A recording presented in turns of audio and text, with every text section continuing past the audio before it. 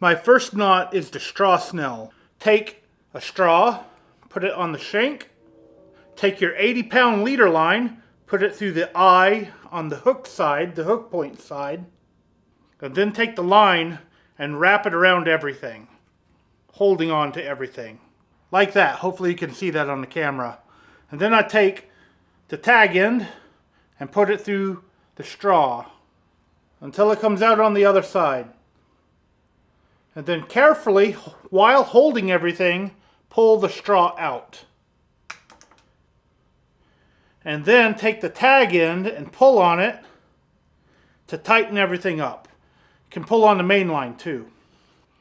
And then carefully slide it down, the knot, and then pull on it to make sure it's all tight.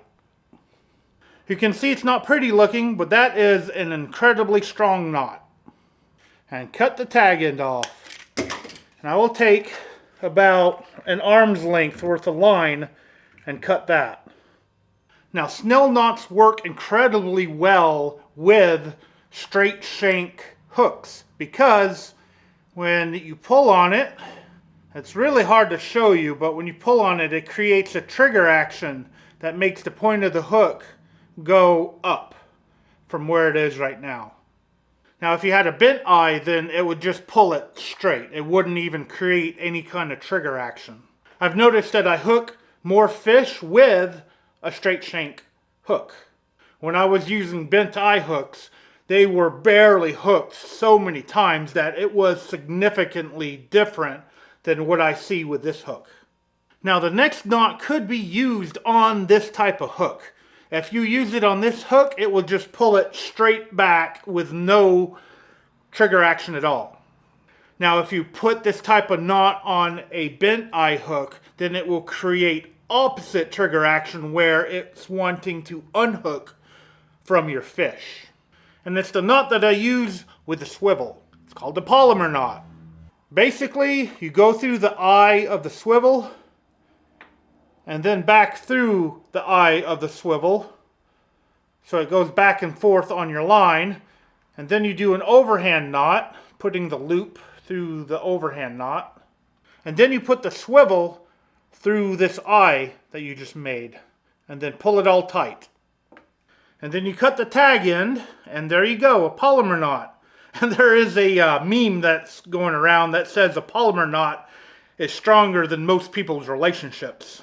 And I do agree, it is a very, very strong knot. I will use the same knot when I put the main line in. However, before I put this main line on, I'm going to put a sinker slide on it. I will put the sinker slide on first. And then I will put a rubber bead on. The rubber bead is to protect the knot from the sinker slide. I'm actually going to cut some of this main line. I'm feeling imperfections on the line. Seems good. Just at the very end.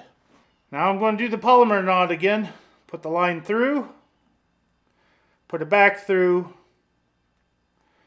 Make a big loop. Overhand knot. And then I can put the hook, the line, and the swivel through it.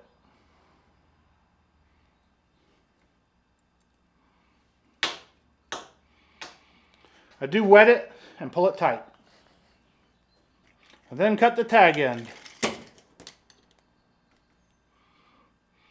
There you go, 2 polymer knots.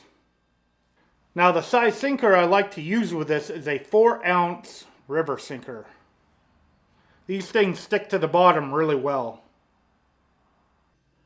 And there you have it. These are knots I use to catch catfish with. Alright guys, I do have to apologize that I am sweating a little bit in this video. It is probably 90 to 100 degrees in the garage right now. Weather is warming up fast, and what does that mean? The spawn will be in full effect. So I'll probably end up chasing carp. Now I do use these exact same knots with my carp gear, and it does just as good as with the catfish gear. These are really, really solid knots to use. And if you have any questions about these, please let me know in the comments below. I will try my best to answer them. Now I'm going to do the exact same thing on my other rod and reel because I snagged both of these last time I went fishing. So I lost a little bit of gear. And maybe in the future, I'll be able to catch a big catfish on this. I will admit lately things have been rough, but maybe as time goes on, maybe I'll get a big cat, maybe I'll get a big carp. Who knows? Just make sure you're subscribed to see what I catch in the future with these knots. And as always, I want to thank you for taking your time out of your day to actually watch this video. I really appreciate it.